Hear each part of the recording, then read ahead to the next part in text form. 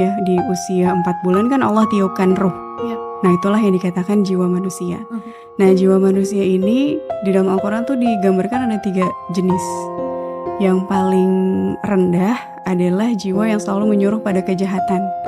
Ini jiwa kondisinya ketika jasadnya atau mungkin bisa dibilang hawa nafsunya di atas ruhnya. Oke. Jadi ruh tuh kayak diinjek sama hawa nafsunya. Sehingga ada kondisi manusia dia nggak bisa menahan apa-apa hawa nafsu yang dia inginkan. Walaupun hawa nafsu itu buruk gitu ya. Saya udah tahu ini sesuatu yang maksiat, udah tahu ini sesuatu yang buruk. Tapi dia kayak nggak punya kekuatan untuk stop terhadap itu. Ya, selalu menyuruh pada kemaksiatan. Yang kedua, jiwa yang selalu menyesali dirinya. Nah ini imbang nih antara hawa nafsu sama kekuatan rohnya dia. Roh itu sesuatu yang pengennya ke Allah terus gitu ya. Mungkin kita pernah juga ngerasain tuh. Ada kalanya kangen sama Allah, kangen sama sholat Al-Quran gitu. Tapi kalau hawa nafsu, jasad pengennya ke dunia terus.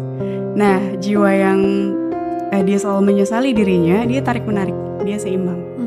Jadi biasanya jiwa yang seperti ini dia menuhankan rasionalitas sebelum kepada ayat-ayat Al-Quran atau perintah Allah. Ya, misalnya dia perintah infak, dia akan merasionalisasikan dulu. Ini gue kalau infak bakalan cukup gak nih kebutuhan kali ini? Ini kayak bakal rugi nih. Ini kalau ini bisnis gue kayak gak bakal bla bla bla gitu ya. Ada rasionalitas di sana. Atau tentang larangan berzina misalnya. Dia yang menuhankan otaknya ya, rasionalitasnya, dia akan menimbang-nimbang dulu. Tapi gue sayang sama dia. Tapi dia udah baik banget selama ini, bla bla bla gitu ya. Hal-hal yang seperti itu, dan jiwa yang seperti ini yang biasanya capek. Karena dia udah tahu melakukan ini salah, kemudian menyesal lagi. Besok diulangi lagi kesalahannya, nanti menyesal lagi, bertobat lagi, terus gitu. Jadi ini yang akhirnya membuat manusia tuh bimbang. Ya, ada keresahan, ada kecemasan. Karena dia udah tahu sebenarnya harusnya seperti apa, tapi dia nggak mampu mengendalikan dirinya sendiri ya. Kan kalau dalam psikologi kita kenal self control.